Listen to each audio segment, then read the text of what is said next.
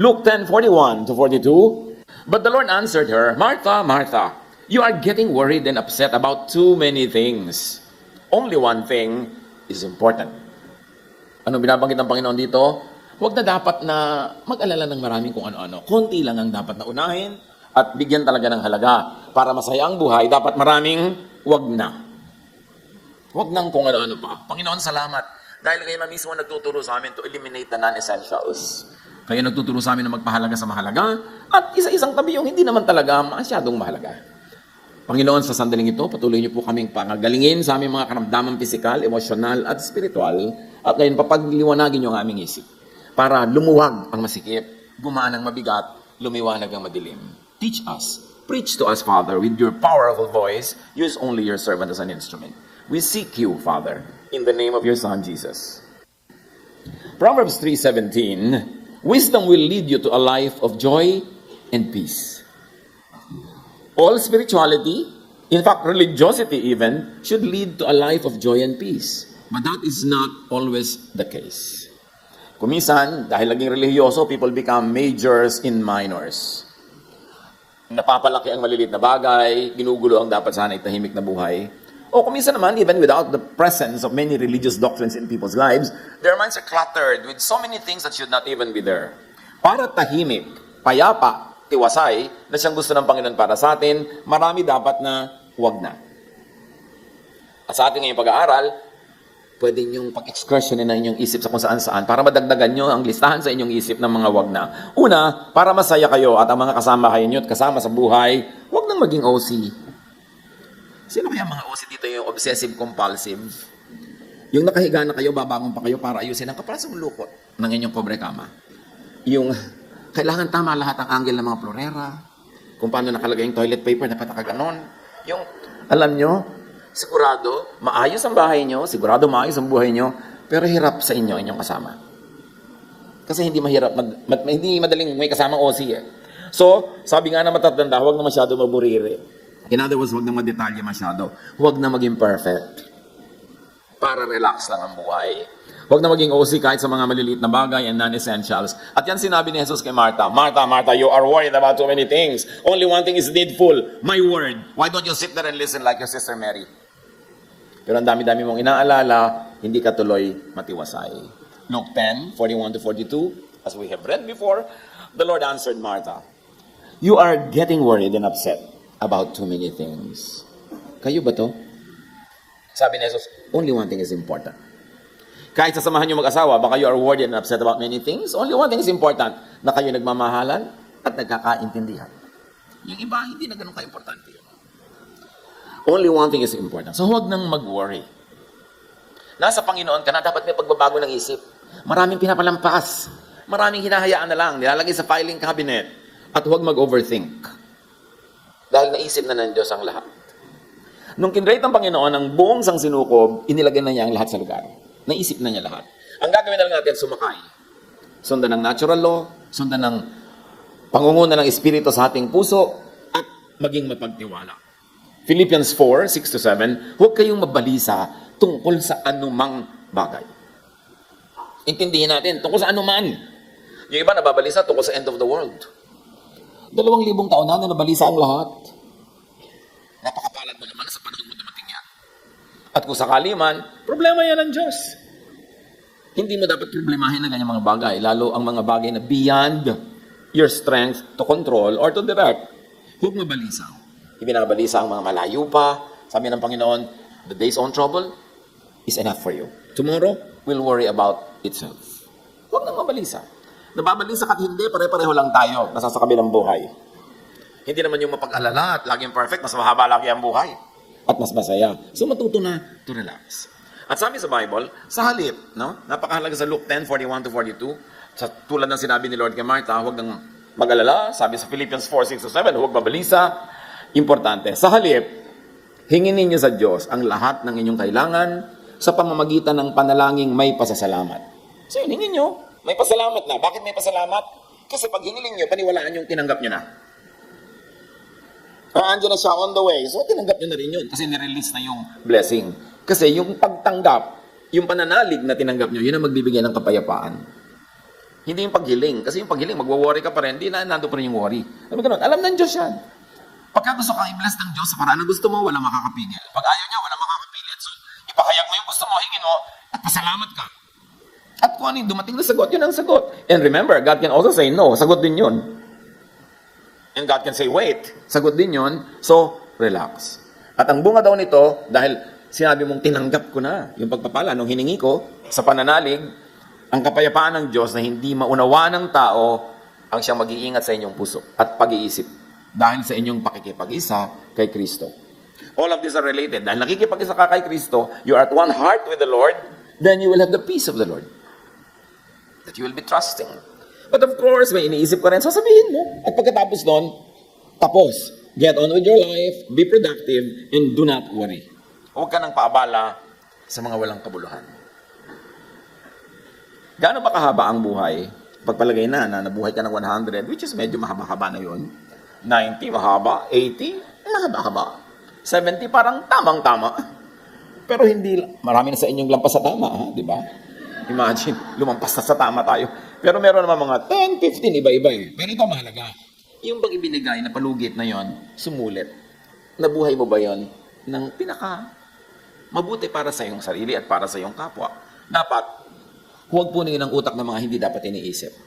Huwag pagurin ang katawan sa mga hindi dapat pagpaguran. At huwag ubusin ang panahon sa mga dapat hindi pag-ubusan ito. Kung dapat tayo maging mapanuri, ano ba talaga yung konting tunay na mahalaga? 1, mahalaga na sa pamilya, nagmamahala, nag-iibigan, nag-uunawaan at nagtatanggapan. Mahalaga yun. Pero napakaraming mga panggulo doon na dapat yun ang masabi mong, ay, non-essential yan. Hindi ko na dapat yan isali sa listahan ng priority. Hindi ko na i-require sa mga family members namin na maging perfect, maging ganito, maging ganon.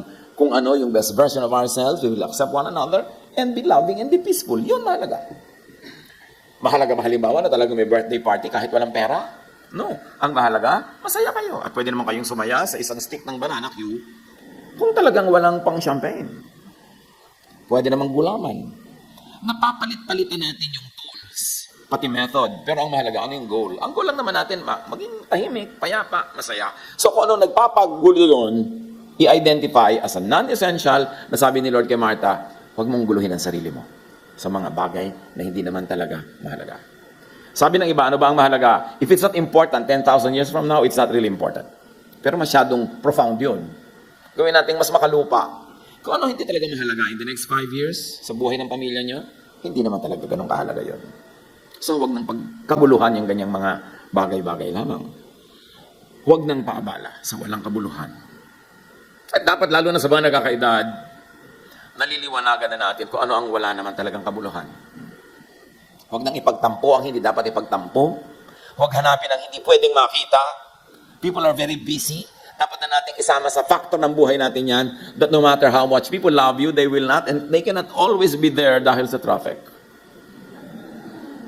May ganun talaga. Merong mga hindi talaga lagi makakadalo sa bawat nalang okasyon mo. Huwag na magtampo kasi sayang yung buhay. 3 taon mo hindi kakausapin tapos pag naghihingalo ka, kakausapin mo rin naman eh. O pag naghingalo na siya, pupuntahan mo rin. So, sayang ang time. Nababawasan yung time to love and to enjoy one another dahil sa nagtatampo tayo, nagagalit tayo sa mga walang kakwenta-kwentang bagay. Mga magkakapatid na nag-aaway dahil sa mana. Mahalaga ba talaga yun? Mas mahalaga ba talaga yun kaysa sa pinagsamahan nyo ng bata pa kayo? Na nanghuhuli kayo ng mga bayawak, mga kobra. Tapos dahil lang sa paprasong lupa, lumang piano, mag-aaway kayo, hindi mahalaga. Sa church, ano ba talagang mahalaga? Di ba mahalaga yung tayo ay may kanlungan, na payapa, tahimik tayo, nagtutulungan? Pero anong mga pang-abala dyan? When you become judgmental, when you become very, very self-righteous, panggulo yun sa buhay. Nakakasira ng kapayapaan ng ating kasamahan, pagsasama. So, ano ba talaga ang mahalaga? Ngayon pa lang, identify nyo mga kapatid, sa inyong mag-asawa, kung may asawa kayo, ano mahalaga talaga sa inyo? At ano mga pinag-aawayan nyo? Sigurado, 90% di naman mahalaga. Sa mga anak, sa mga magulang, ano ba mahalaga sa iyong magulang na yung anak mo ay maging mapayapa, mabunga? Talaga bang mahalaga sa iyo na maging dentista ka? Eh kung ayaw niya makakita ng dugo. So, ano ba talaga ang mahalaga? Ano ang pinag-aawayan natin? Bakit tayo nagkakalayo-layo? Dahil sa hindi mahalaga. Focus only on big, meaningful things. But in the absence of big things, small things become big to small minds. So para lumiit ang isang minamalaki, dapat ang palakihin natin ating isip. Kasi pag malaki ang utak mo, yung dating malaki, lumiliit. Mas maliit na bagay. Wow, lumaki na utak mo ha. Dati napakahalaga sa iyo yan. Kasi maliit pa utak mo nun eh. Diba? Pero dahil lumaki ang utak mo, lumiit yung dating malaki. Wala namang maliit at malaki sa mundo ha. Yung isang butil na bigas, maliit, kung langgam ka. Lalo na kung amoeba ka. Di, ang laki na no? O, kala mo naman alam nila yung amoeba. Di, bakit may malaki? Pag minamalaki nyo isang bagay, ibig sabihin lang nun, maliit ang isip. Kasi ang malaking isip, napapalit niya ang lahat. Yung maliit na bagay, huwag natin pagkawayan. Wow, malaking isip niya. Kaya ipagpray natin yan, sabi sa Bible, be changed by the renewing of your mind. Babait ka, bubuti ka pag lumalaki ang iyong puso. Kasi pag lumalaki ang iyong puso, lumadami ang kasyang mahalin. Pero pag ang liit ng puso mo, ang konti lang ng pwedeng mahalin mo, yung nakaka-please sa'yo, yung lamang nakakaabot ng iyong standard, kasi ang liit ng puso. Pero pag nilakihan mo, kasya ang lahat. At ganoon ang puso ng Diyos. Kasya tayong lahat. So dapat pagkasya hindi natin ng maraming bagay. Mga biyanan, pati manugang nyo, dapat kasya dyan. At ganoon din yung mga manugang sa biyanan. Ba't nyo hindi ipapara yung biyanan nyo, yung nagpalaki sa asawa nyo? Di ba? Napakalaking foolish na siya. Kailangan isalin nyo siya. Pagka hindi nyo minahal ang biyanan nyo, hahatiin nyo ang puso ninyo asawa. Yung ba gusto nyo sa buhay, hati siya? Ikaliligayan nyo ba na hati siya? Paano pa ang hati niya vertical? At tubuan siya ng pakpak. Gusto nyo yung ganong asawa? Kaya kailangan, yung mahal niya, mahalin nyo rin, lakihan ang isip. Para tahimik tayo. Tulad ng sinasabi sa 2 Timothy 2:4. No one serving as soldier gets entangled in civilian affairs. But rather, he tries to please his commanding officer. Pag daw ikay isang kawal, ang laman ng isip mo, military affairs, not civilian affairs. So kung wife ka, ano dapat laman ng isip mo? Husband ka, pamilyado kang tao, estudyante ka, manggagawa ka, ano dapat ang laman ng isip mo? Dapat yun ang isipin mo. Para hindi ka sugabog, huwag nang sabog. Walang kwenteng sabog-sabog ang isip, sabog-sabog ang ginagawa, kalat-kalat. Focus on essential things. Alam niyo yung laser, kaya maraming na-achieve? Nabubura din yan yung mga tabinging kilay na itinatu yung laser, di ba? Bakit effective ang laser? Kasi focused. May kung flashlight yan, sabog na ganun, wala siyang masyado ma-achieve. May iba naman siyang purpose. So sa buhay, dapat naka-laser sharp ka sa important things. Focus on essential things. Proverbs 4:25. Let your eyes look straight ahead. Fix your gaze directly before you. Yung pupuntahan mo, doon ka tumingin. Para hindi ka maligaw, hindi ka maakit na lumiko dito, pumunta doon. Dapat alam mo kung saan ka pupunta. Yun ang essential. Dapat alam mo, ano bang gusto ko ma-achieve sa buhay? Ano ba yung general direction? What is the general direction of your marriage? To stay married and to stay happy together as long as God allows you to live on earth. Now, ano mga abala doon? Alam nyo kung ano yun. Alam nyo kung ano magiging dahilan para mag-away, maghiwalay. Huwag nyo gawin. Kasi ang goal nyo, nung nagpakasal kayo, para kayo, till death do us part. Tapos after 3 years, yung pala, till Stella do us part. Till Richard do us part. Hindi yun kasi till death do us part. So look at that and stay in that direction. Alam mo yung mga non-essentials, alam mo ang panggulo. Papasok kayo ng school, alam nyo kung gaano kahaba yung course, ilang taon, dapat bago matapos yung taon na yun or exactly, matapos yung course. Pero kung ito yung course mo, nakatingin ka sa mall, nakatingin ka sa pasyal, nakatingin ka sa lakwatsa, 9 years ka na sa college. Tapos, biology 101 pa rin. Sa ulo mo na ang korte ng pakpak ng paru-paro, pero first year pa rin ang level mo kasi hindi ka tumitingin dun sa dapat mong tingnan. Nagpapaakit ka sa mga panggulo sa buhay. And in many aspects, that's the same. Proverbs 25:17 teach us the next thing, which is huwag nang ilagay ang sarili sa alanganing o sa gulo. Marami tayong mga kakilala, nasa gulo, sila ang lumagay doon. Hindi ka naman pupuntahan ng gulo para hatakin eh. Kailangan puntahan mo yung gulo. Kaya dapat conscious ka. Proverbs 25:17, seldom set foot in your neighbor's house. Too much of you, and they will hate you. Wala na dapat yung sobrang pangangapit bahay. Nang equivalent ngayon ay sobrang mag-social media. Ilan na nakaaway nyo dahil sa comment? You know, ang iksi-iksi ng buhay? Sige. Makipag-away kayo sa mga di nyo kakilala tungkol sa politika at relihiyon. Makipagbakbakan kayo para sa inyong kandidato na hindi kayo kilala. Sige. Windangin ninyo ang inyong buhay sa pakikipag-away sa mga ibang relihiyon tungkol sa ano dapat ang kinakain pag Lord's Supper. Skyflakes ba o Hyro? Kung may Hyro pa. Pero ganyan ang tao, nakikipag-away sa hindi nila kilala dahil sa mga bagay hindi rin nila alam at hindi rin nila kilala at napakadaling gawin ngayon dahil sa social media. So yung equivalent ngayon ng Proverbs 25:17, huwag masyadong magbabad sa Facebook.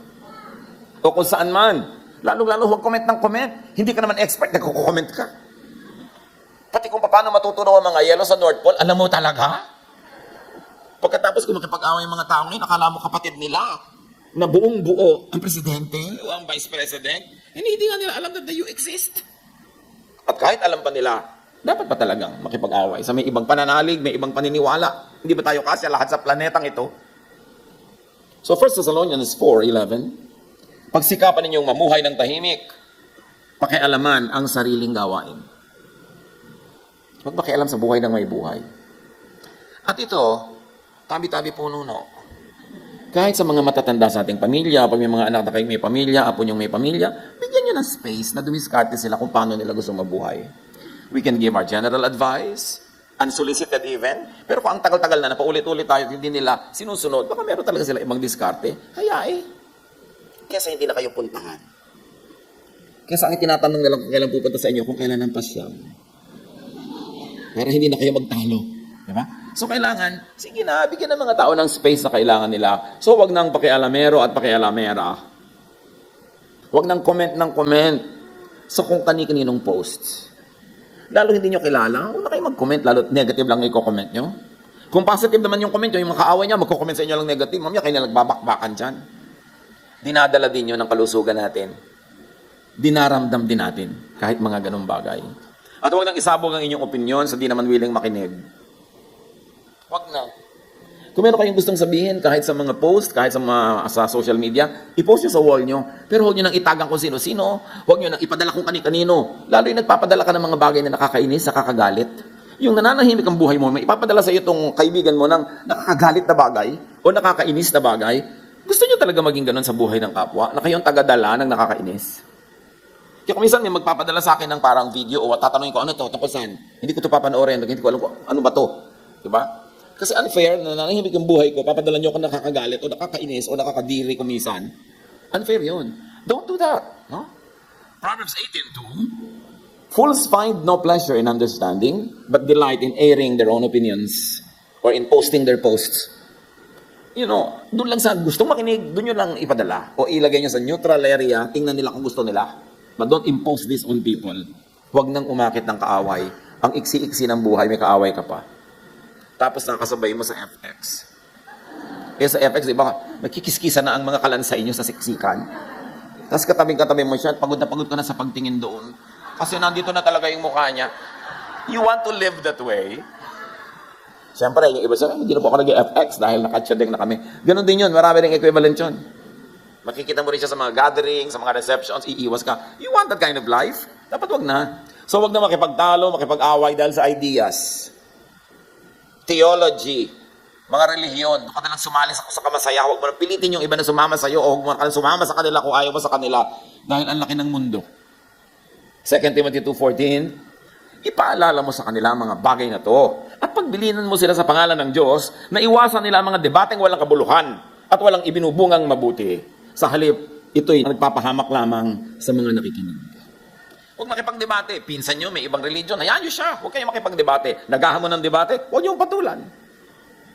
Pinakawalang kwenta yung debate kasi ang parehong nagpupunta sa debate, walang makikinig. Pareho ang kanilang gusto ay manalo. At kung gusto mong manalo, ba't ka makikinig? So walang makikinig. Napagod kayo. Para bang mga mag-asawang nag-aaway. Wala namang nakikinig sa kanila kundi kapitbahay. Pero isa't isa, walang nakikinig sa kanila. So it doesn't get you anywhere. Dapat natapansin na natin yan sa buhay. It doesn't work. Huwag na. Tama na. Huwag makipag-uusap sa ayaw makinig. At huwag na magsalita ng masama at nakasasama. Marami sa atin, kutakot-takot ang gulong inabot dahil sa katabilan. Dahil sa salita. 2 Timothy 2:16, avoid godless chatter. Because those who indulge in it will become more and more ungodly. Kasi addictive eh. You know, godless chatter, chismis, addictive yan eh. Pag sumali ka, talagang lagi ka nang sasali, pabaon ka ng pabaon. And of course, whatever you say, within hearing of someone else will get to the right ears. Makakarating at makakarating. Sabi nga nila, may pakpak ang balita. Makakarating. At kung hindi mo pangatawanan o ayaw mo pangatawanan, huwag mo na sabihin. You are made powerful by what you do not say. You are weakened by what you say. Napapako ka kasi pag sinabi mo. Ephesians 4:29, huwag kayong gumamit ng masasamang salita. Lagi ninyong sikapin na ang pangungusap ninyo yung makabubuti at angkop sa pagkakataon upang pakinabangan ng mga nakikinig. So dapat pag may nakikinig sa atin, nakikinabang, kung nakikinabang sila, natutuwa sa atin ng Diyos dahil napakinabangan tayo ng kapwa, nabe-bless tayo. At huwag nang magsalita ng pangit. Lalo sa inyong kasama sa bahay, kapamilya, kaibigan, katrabaho. Kasi bawat salitang pangit tungkol sa kanila, isipin niyo swimming pool, nilalagyan ng lason, pero din naman kayo lalangoy. You will poison your environment. You will poison the air that you will breathe when you say all kinds of ugly things about people whose presence you cannot avoid anyway. So mamimili kayo, pastor, kating-kating na po, hindi lang ako magsalita. Di purihin mo. Wala po akong mapuri. Di ba? Imposible yon. Maghanap ka na mapupuri. Malalaman din niya yon. At pag narinig niya pinupuri mo siya, bukas dadala ka niya ng puto bongbong. Pero pagka masama ang sinabi mo, ang dala lang niya bukas, bongbong. Walang puto. At ihahampas niya yun sa'yo. Kaya dapat mag-ingat sa pagsasalita. Colossians 4:6, sikapin yung laging maging kaaya-aya at kapakipakinabang ang inyong pananalita sa kanila. Panalo ka pag mabait ka magsalita. Matuto kayong sumagot ng tama sa sino mang nagtatanong. At ang tamang sagot sa lahat ng tatanong tungkol sa buhay ng may buhay, tanungin mo siya. Yan ang isagot niya. Hindi ko alam yung mga bagay na yan. Huwag na kayong sumagot para sa iba. At least, huwag kayong nagpo-post sa internet, sa anuman, sa social media, ng balita tungkol kanino man na hindi naman kayo pamilya niya. May sakit ang inyong kapitbahay, nauna pa kayo mag-post. Ano kayo, DSWD? May namatay kayong kakilala, hindi pa nila bino-broadcast. Siguro ayaw nilang malaman agad ng iba dahil kami kamag-anak sila, hindi pa handa. Gusto lang sila ang magsabi, dahan-dahan, na-i-post nyo na. Pati araw ng libing. At may mga ganun, daig pa nila ang dyaryo. Huwag kayong nagpo-post tungkol sa buhay ng may buhay. Buhay nyo lang. Ilagay nyo, sa ganitong araw ako ililibing. Yan, wala magagalit. Meron akong sakit na nakakahawa. Yan, ibalitan nyo kung gusto nyo. Pero ito ko sa iba, you have no right.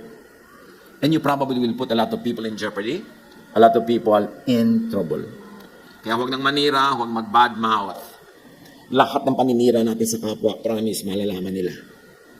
So, gusto nyo ba yun? Titus 3:2, pagbawalan mo silang magsalita ng masama laban kanino man. At turuan mo silang maging mahinahon at magalang sa lahat ng mga tao.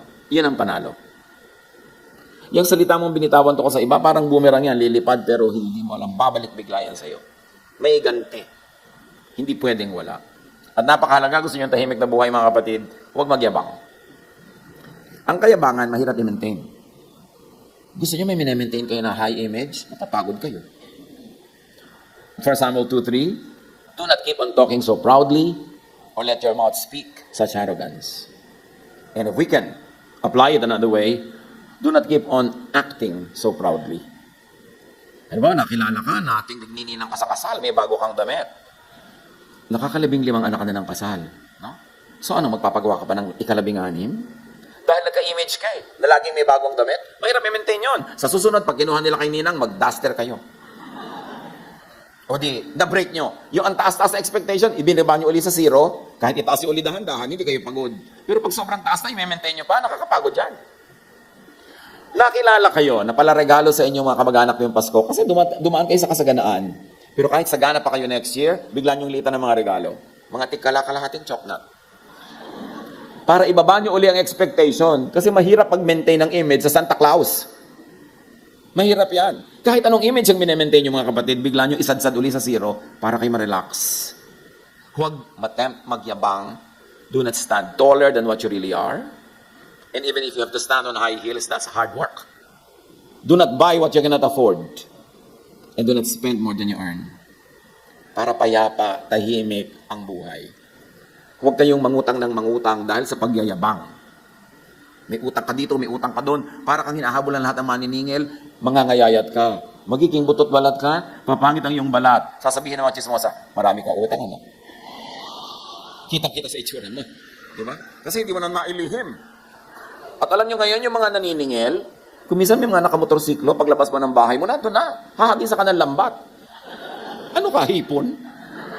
Pero grabe ngayon. Alam nyo, mga bangko, mga pautangan, mga credit card, kasarap kausap sa sales. Yung magbebenta sa'yo. Di ba? Pero ang credit and collection, ha? Nakausap na ba kayo ng mga taga-credit and collection? Lumalabas ang pangil, lumalabas ang mga kuko, at ang mga buntot ng mga kumpanya. Pag credit and collection ang kausap nyo. So iwasan yung makausap sila. Huwag na rin kayong makipag-usap doon sa sales kung hindi nyo afford. Kasi ang bastos-bastos na nila pag naniningil. Lahat ng pananakot, lahat ng panggigipit. So, ang sarap-sarap kausap pag binibentahan ka, uutang ka sa kanila, 3 years to pay, pero subukan nyo lumampas kayo. Ng isang oras, iba na ang takbo ng buhay. Do not live beyond your means. At kung meron sa ating mga napasubo na, nando na, mag-scale down na kayo, ibaba na ang bandila. Sabihin nyo na sa mga tao, I cannot afford that anymore. Ay, hindi ko na kaya mag-anak ng isa pang kasal. Gusto mo, reregaluhan kita ng basong may bungi? Pwede. Pero yung magme-maintain ako ng image sa galante, pala libre, pero hindi ko naman afford, you are courting trouble. And you will get sick. Ng karamdaman ng mga tao na bubuhay beyond their means. Kaya dapat iayos ang buhay. At isa pa, para tahimik, huwag nang madada. Action na lang.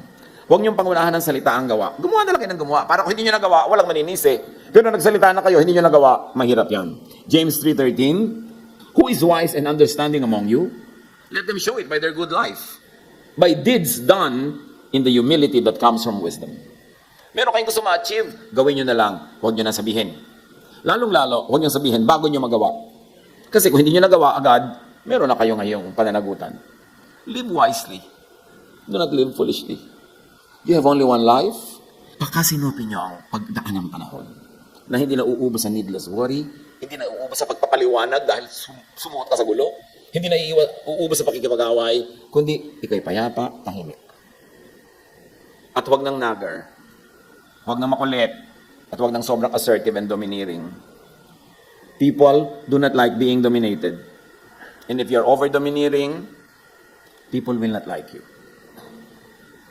Sa mga may authority, magulang, biyanan, mga administrator sa trabaho, huwag niyong gamitin yung inyong authority para mag-dominate ng tao. Gamitin niyo yun para, if i-nourish sila, para yung galing nila lumabas. Para yung giftings nila mahasa. Para kung sino sila, totoo, as God created them, lumabas. Hindi yung kayo ang magdidirect sa buhay nila. Very, very especially, yung mga may authorities sa pamilya. Mga parents, mga biyanan. Try to not over-dominate people who are under your power. Siyempre, lalo sa atin, may power talaga, may authority ang matatanda. Gamitin yung authority nyo para kayo mamahal, hindi para kayo kamuhian. Gamitin nyo yung inyong influence para sila ay ma-inspire sa inyo, hindi yung umiwas sa inyo. Be wise. Kung talagang power comes to power and push comes to shove and shove comes to push, talaga namang may authority kayo, kaya nyo silang sikilin, kaya nyo silang gipitin. Pero ba't gagamitin nyo yung power para manggipit, imbes magpalaya? Mamamahal pa kayo. Mag-isip-isip. Huwag niyong idikta sa iba yung paraan ng buhay na gusto niyo para sa inyo kasi may sarili silang isip. At kung nagkamali sila, pasensya sila, matuto sila. We should be available for advice kung hinihingi. Once in a while, kahit hindi hinihingi, but they're in danger, we give it. Pero sa mga hindi naman malaking bagay, hindi naman risky, hindi naman life-threatening, hayaan niyo nang dumiskarte yung tao. Lalo't above the age na sila na dapat lagi na lang binabantayan. Matuto tayong magpawala. Yung lumaya ang mga tao. Para pag nandyan sila, alam natin, kusa silang nandyan dahil gusto nila tayo, hindi dahil tinalian kasi natin. Learn. Sabi sa Proverbs 21:19, better to live in a desert than with a quarrelsome and nagging wife. Kaya palang ang dami nasa Middle East. Well, meron din namang quarrelsome and nagging husband. You know, a quarrelsome and nagging anyone is not nice to be around. So huwag na nating dominahin. Lalayuan ka lang. At iiwan ka pa kung pwede. Mahalaga pa para tahimik ang buhay. Huwag na magwala. Huwag na tayong dumating sa point na galit na nagmumukha na tayong clown.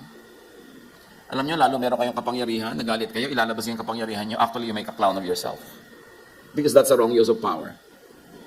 Proverbs 29:11, fools give full vent to their rage, but the wise bring calm in the end. Pag daw hangal, talagang wagas na wagas magalit. Pero pag matalino ka, kalmado ka lang. Pinipili mo kasi ang papatulan. Kung magalit ang mangmang ay walang pakundangan, ngunit ang matalino ay nagpipigil na ang galit niya ay mahalata. Hindi nga ipinapahalata pag matalino. Proverbs 29:9, if a wise person goes to court with the fool rages and scoffs, and there is no peace. Nagpupunta na kayo sa husgado para yun ang batas ang umiral, makikipag-away ka ba doon? Manduduro ka pa doon? Yung mga nagbanggaan ng mga kotse at nakiskisa ng mga kotse nyo, tapos lalabas kayo, may dala kayong tubo, tutubuhin nyo talaga yung kabilang driver dahil nakiskisan yung kotse nyo, and you think, bida ka nun. Kahanga-hanga yung mga tao na nagkiskisa ng mga kotse nila, tapos sabi nila, pareho nating ayaw to, uwian na lang, kanya-kanya tayong pagawa. Yung talagang kakaway pa iba, talagang, para maduro lang niya yun, para siya magbayad, di ba? Parang 3,000 lang talaga, gagawin mo yan. Wala po akong 3,000, kaya hindi kayo huwag ka na lang magkotse. Mga kapatid, pag nagkotse kayo, lalo sa Metro Manila, ihanda nyo na loob nyo. Na magagalusan, makikiskisan, magbubundol, mapipipe. Para tahimik kayo. Pag hindi nangyari, tuwa ka ngayon. Pero pag nangyari, sabi mo lang, naturally, tahimik ka. May risk. Lahat ng may risk. Gawin mo, pero tanggapin mo na may risk. Hindi talaga matatahimik ang tao na magsusuot ka ng kagadagadang hikaw, tapos natakot-takot ka mas-snatch yan. Diba? Ang ilagay mo lang clip-on para pag in-snatch, hindi malaslas ang tenga mo. Ngayon, ayaw mo magano, hindi huwag ka magsuot. Simple lang naman eh. Pero huwag tayong lumagay sa lugar na kailangan tayong mag-alala. Pag may ginawa kang ganon, handa ka na. Magkakaroon ka ng handaan, ilagay mo na sa loob mo na may mga guest kang may dalang supot. Gusto-gusto kasi ng asawa ko yan. Ikaw naman, kain ka pa nito. Ayaw mo pang pansinin. Gusto-gusto talaga ng asawa ko yan. May mga ganon. Ngayon, kung ayaw mo ng ganon, huwag kang maghandaan. Italaga mo na ang iyong sarili na may gaganyan. Pag nangyari, sabi mo, I thought about this, now it's happening. Tahimik ka lang. Don't expect too much from people. Napaka-importante. So, 1 Peter 3:10, if you want to enjoy true life and have only good days, then avoid saying anything hurtful. And never let a lie come out of your mouth. Tahimik ang buhay mo.